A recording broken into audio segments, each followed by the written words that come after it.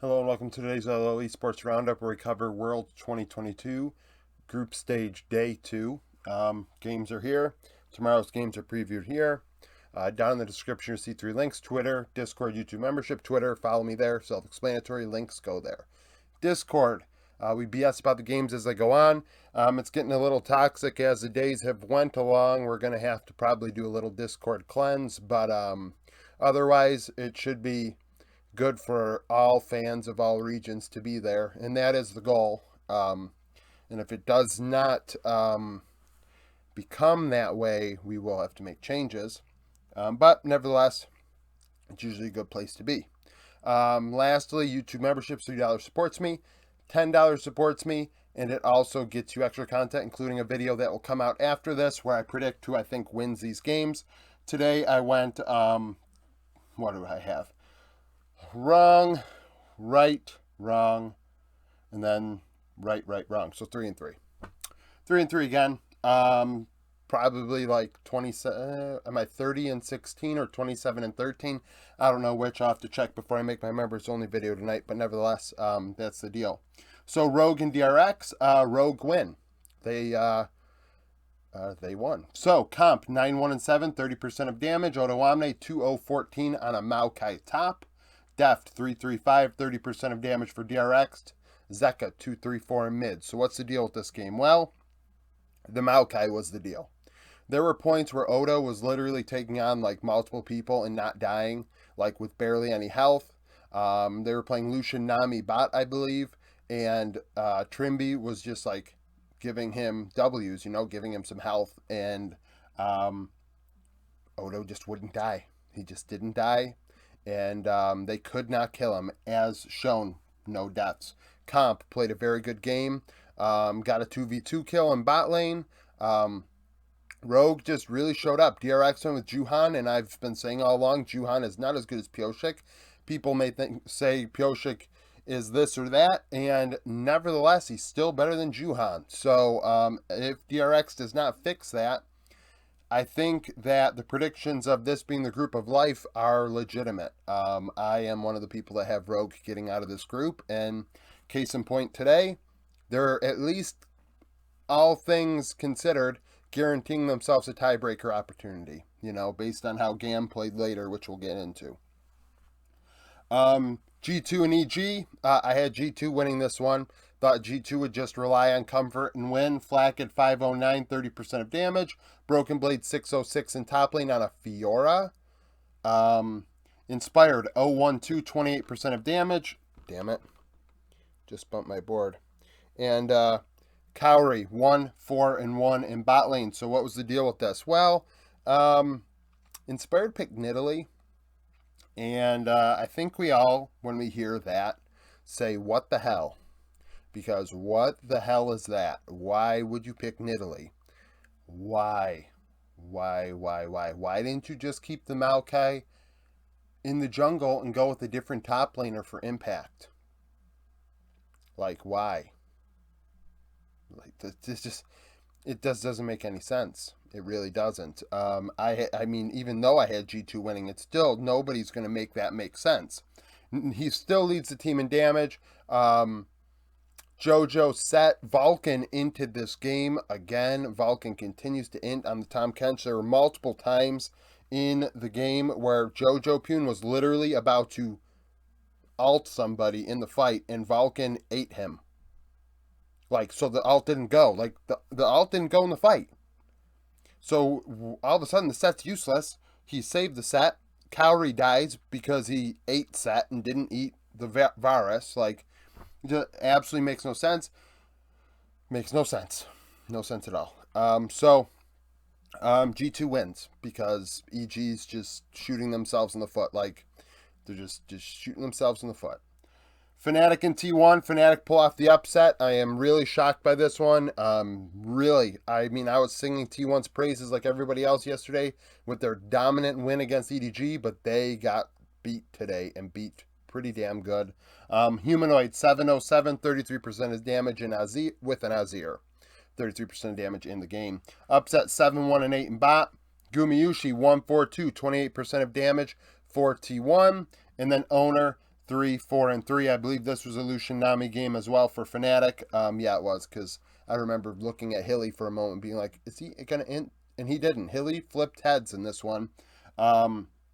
Really just dominant performance. The Azir pick in mid is clearly prio number 1. Very dominant pick. And if teams aren't going to pick it, similar to the Maokai thing, I think they are really screwing themselves. Clearly, it looks like Aatrox, Maokai, Azir, Caitlyn, which is getting banned, and then we're looking at, different supports as top picks. But, you can't give Azir over to Humanoid. You just can't. Faker pulling out the Akali again. Didn't go as well as last time. Zeus, his Fiora was banned. He played Jax. He lost into Wonder. Pretty good. Bot lane, the Aphelios. Guma got solo killed, I think, multiple times in this game. Just an awful game all around. Keria on Thresh. And during that game, Keria was playing so poorly, everyone was like, oh, well, the Thresh isn't a good pick. Well, later on in the next game, we find out, it's not the champ, it's the pilot. Keria just played a terrible game. So, unfortunately, if you're a T1 fan, you lost today. If you're a Fnatic fan, you're pretty damn happy, though. 3-0 for EU to start the day. I know my player pool thing on the Discord, I trolled and picked 3 EU players and 2 minor region players for my player pool because I'm out, and this is just for fun in the second round for the loser club. And I was leading going into this game because I was in a good spot. All these good games out of the EU teams today. EDG and C9. EDG beat the crap out of C9. Not quite as bad as T1 beat the crap out of them yesterday, but it was decisive nonetheless. Flandre 416, 35% of damage in top lane on Aatrox. Fudge once again picking Fiora, and that has to stop. Scout 6-1-5 in mid on Azir. Jensen 1-5-1, 38% of the team's damage on a Victor. Once again, this is the situation where I'm saying he has to play Azir. This makes no sense why they're not playing Azir. Azir is a champion in Jensen's box. It makes no sense. Berserker 1-2-2. Berserker at one point, his team's dying on the other side of the rift, and I think he is literally saying to himself in Korean, what am I doing here? Why? I'm just going to go to my side lane. I'm going to farm. I'm going to just let my team lose. I'm going to go back and recall, buy some items, go back to bot lane and farm some more. I mean, that's what I would do. I would soft int the game because the way that C9 was playing was absolutely atrocious. Xin Zhao in the jungle. When was the last time we saw Xin Zhao? It's about as bad as the Nidalee pick. It makes no sense. It makes no sense. We can't make sense of it. Speaking of the Thresh, though, before Mako's Thresh was disgusting. Hit majority of his hooks. He even predicted Berserker on a Gale Force and still hooked them. Sven on a Tom. Stop the Tom Kench picks. Just EDG won. It was expected, and the manner in which they won was big. Top and GAM Esports, I expected a lot more out of GAM. And the early game went very well for them. And by early game, I mean first 5 minutes. So, top win. Jackie Love put on probably the biggest 1v9 performance. Well, it wasn't 1v9, but the biggest carry performance of the tournament thus far. 9-2-14. 41% of damage. Mark 3-0-23. They played Sivir Yumi. Mark 100% kill participation on the Yumi. I think I meant 3-0-20, not 3-0-23. Katie in mid 0-2-5, 27% of damage on a Syndra. I don't think we had seen a Syndra yet in this tournament. I'm pretty sure that's out of the meta. Style 3-5-2 for GAM. So what was the deal here? Levi actually did very well in predicting where Tien was going to go in the early game and actually had quite an edge on him playing Sejuani into Poppy. And then at some point in the laning phase, it was a 4v4 in the bot side jungle of top, and top come away 4-0. And the game ended. Just snowball from there, get rolling, and top win. So it was unfortunate, but they were doing well in the beginning, but it just seemed like top knew everything GAM was doing after that. So we'll see how GAM perform tomorrow, which we'll get into in a minute. But Top looked real clean. Real clean. DK and JDG, last game of the day. I don't have damage stats here. The game just ended. Hope 9-1-7. Kanavi 5-3-8. Showmaker 5-3-4. Duckdown 4-2-8. This game went down to the wire. It was a 30-35 minute affair. So Dom won. This is just like, so Maokai is clearly, like I said, the best pick probably overall in out of all roles, but best jungle pick. And Canyon was playing it, and I know Canyon built it a little weird, and people are saying, oh, he's trying to carry and not play tank. Okay, well, that doesn't have anything to do with how his ultimates being absolutely useless. The majority of the time in this game, his ults were just wasted. They'd either miss, they would root somebody, but nobody, there was no follow-up, so what was the point of that? And all that was saving him was a couple 50-50s at Drake to put them into Soul Point and in a situation where they had an opportunity to win the game. They had Baron. I agreed with the call for him to flash in to try and 50-50 that Drake, went to Soul Point. That's fine. But we do have to understand that all these ults are missing. And, like, what the hell is this? Like, what are you doing? And it's the easiest ult to hit. It is mind-boggling. So, last fight, he tries to go in. He doesn't get the Drake, so he doesn't get Hextech Soul. And there's a fight afterwards. Hope and Kanavi dominate the fight, and they win the game. Pretty much as simple as that. It's unfortunate. Right before that, actually, Hope had nearly died. Nearly inted, got caught out. They couldn't kill him. He recalled, but they didn't know he recalled, so they didn't start the Drake to try and go to Soul Point 5v4. Take Soul 5v4. So he comes back, and they ult with Drake at like 50% health. So Canyon ults, and people are rooted, but there's no follow-up. They try and like hit the Drake, and now the Drake's at a third health. But they didn't commit to it fully, so it's just at a third health. And everybody on JDG is alive, and you lost the ultimate. So now you lost the game.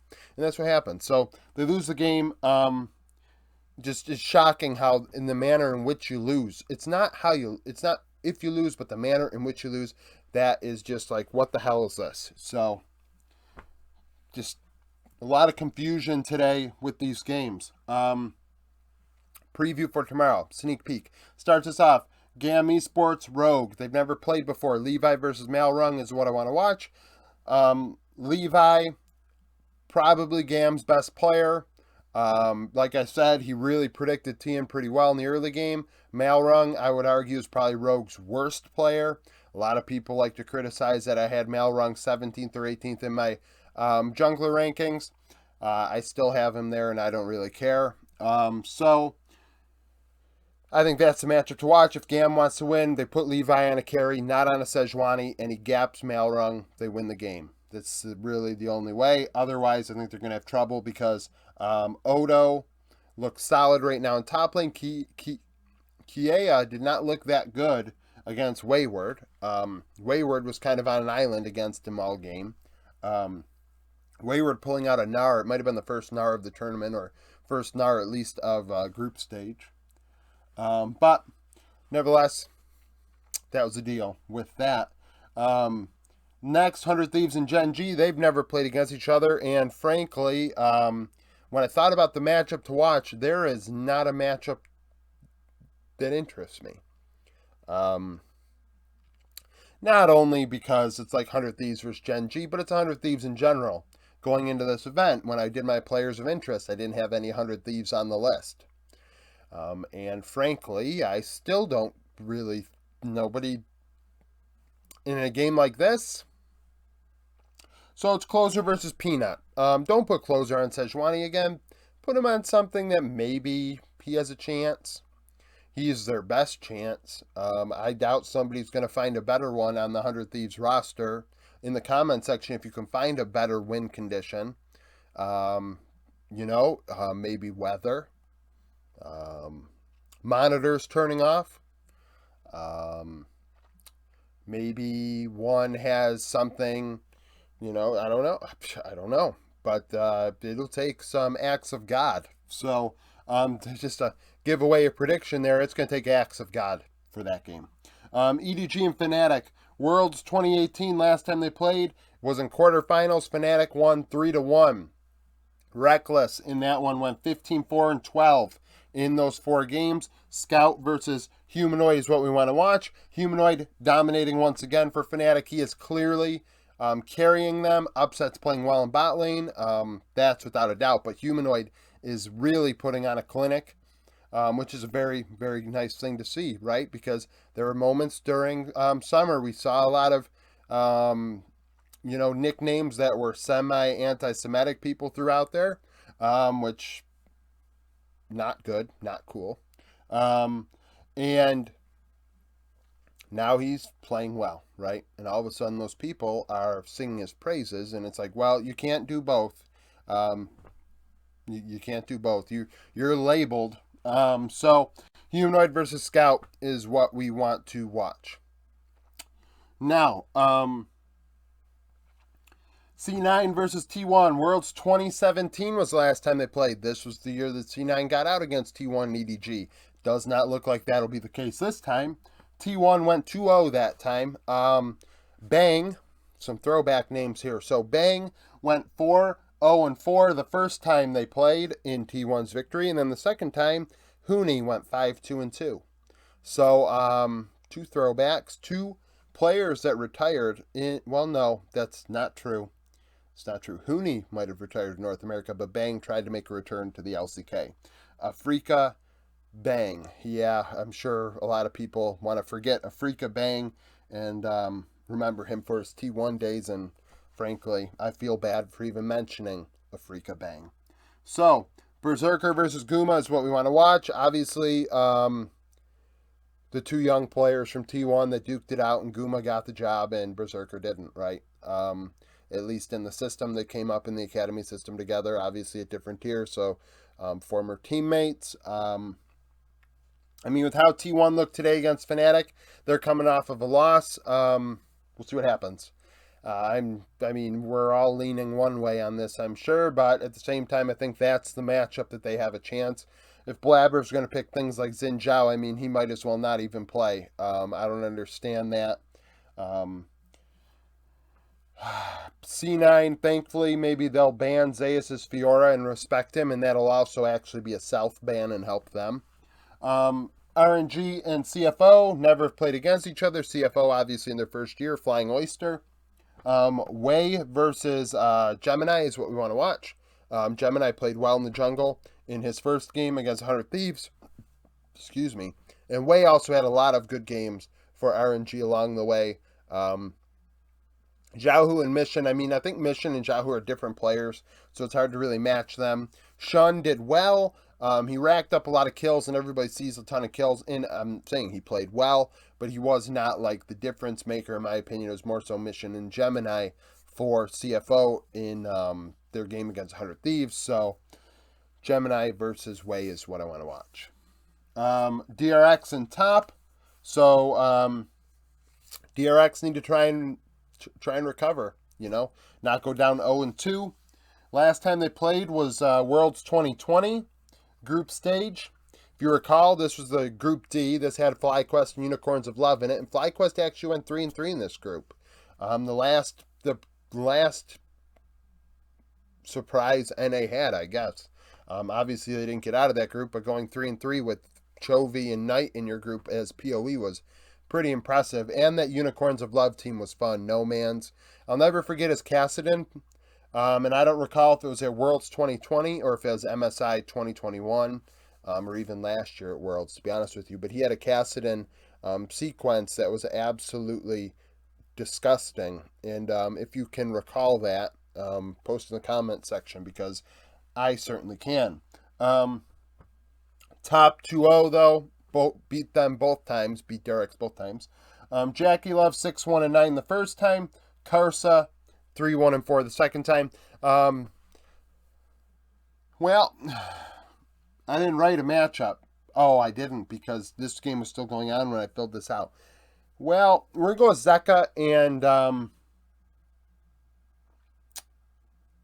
So we're going to go Zeka and Knight, because Zeka still being one of the best players for DRX, and Knight doing well for top. I mean, I guess we could do Jackie Love and Deft as well, but I think that right now, in the manner in which that Deft is playing, he's kind of like a safety valve, not necessarily the outright carry right now in this meta. They're just trying to put Zeka on a Kali or a Azir and hope for the best. So, that's definitely probably the best. Is that well, a lot of people probably like this game, but this game's probably the one that I think is the best one of the day, looking at the board. So, thank you for watching this video. Thank you for supporting me and becoming, oh wow, that's my outro to members only video. Thank you for watching. Please like the video if you like it, I guess. Subscribe to the channel for daily League of Legends content. Become a YouTube member. Follow me on Twitter. Join the Discord. Daily content all the time. And thanks for watching.